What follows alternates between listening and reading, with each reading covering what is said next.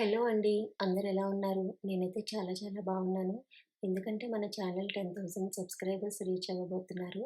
నా ఛానల్‌ని సబ్స్క్రైబ్ చేసుకున్న ప్రతి ఒక్కరికి చాలా బిగ్ థాంక్స్ అండి. నన్ను ఇలాగే సపోర్ట్ చేస్తారని అనుకుంటున్నా. రీసెంట్‌గా మేము శంషాబాద్‌లో పడిపూజకి అటెండ్ అయ్యాము. బాలమణికంఠ స్వామి టెంపుల్ అండి అది. అంటే స్వామివారు బాలమణికంఠ రూపంలో ఉంటారు. ఇక్కడ 1500 నుంచి 2000 మంది కెపాసిటీ ఉన్న టెంపుల్ అండి ఇది. గుడైతే చాలా బావుంది. చాలా బాగా డెకరేట్ చేశారు. అట్లానే ఇక్కడ ఉయ్యాలలో బాలమణికంఠుడిని అలంకరణ చేశారు. ఎవరికైతే సంతాన భాగ్యం లేదో వాళ్ళు గనక ఈ సేవను గనక చేసుకుంటే సంతాన భాగ్యం అనేది కలుగుతుందని అయ్యవారు మైక్‌లో చెప్తున్నారు. అయ్యప్ప స్వామి అయ్య, అప్ప అంటే విష్ణువు, శివుడి సంగమంతో పుట్టారు కాబట్టి అయ్యప్ప అని నామకరణం చేశారు. మహిషాసురుడి సోదరుడు మహిని చంపి అయ్యప్ప శబరిమలలో వెలిశాడండి. శబరిమలలో అయ్యప్పను బ్రహ్మచారిగా పూజిస్తారు. అట్లానే మహిషాసురుని జగన్మాత సంహరించడంతో దేవతలపై పగ సాధించాలని అతడి సోదరి మహిషి బ్రహ్మ గురించి ఘోర తపస్సు చేస్తారు. ఆమె తపస్సుకి బ్రహ్మ ప్రత్యక్షమై వరం కోరమని అడుగుతారు. శివకేశవులకు పుట్టిన సంతానం చేతిలో తప్ప ఎవరితోనూ చావు లేనట్లు వరం పొందుతుంది. అంతేకాదు హరిహర తనయుడు 12 ఏళ్ల పాటు భూలోకంలో ఒక రాజు వద్ద సేవాధర్మం నిర్వర్తించాలని, అలా కాని పక్షంలో అతడు కూడా నా ముందు ఓడిపోవాలని వరం కోరిద్ది మహిషి. క్షీరసాగర మదనంలో ఉద్భవించిన అమృతం దేవతలు, రాక్షసులకు పంచేందుకు మోహినిగా అవతరించిన మహావిష్ణువు కార్యం నిర్వర్తిస్తాడు. అదే రూపంలో విహరిస్తున్న మోహినిని చూసి శివుడు ఆకర్షించబడతాడు. వాళ్ళ కలయికతోనే శివకేశవుల తేజస్సుతో అయ్యప్ప స్వామి వారు జన్మిస్తారు. ఇలా శైవులకు, వైష్ణవులకు ఆరాధ్య దైవం ఎవరంటే అయ్యప్ప స్వామినే.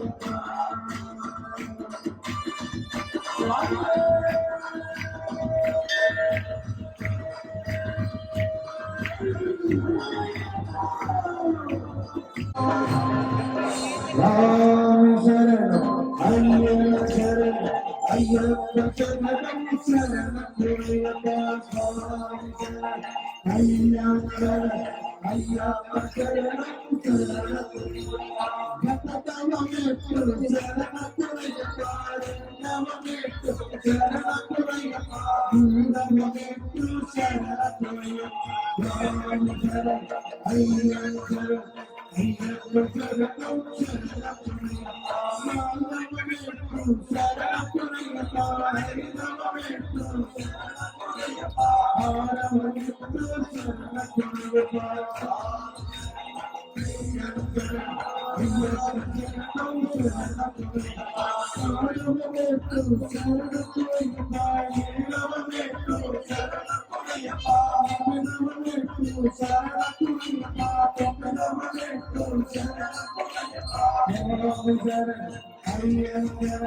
అయ్యప్ప శరణం శరణమయ్యప్ప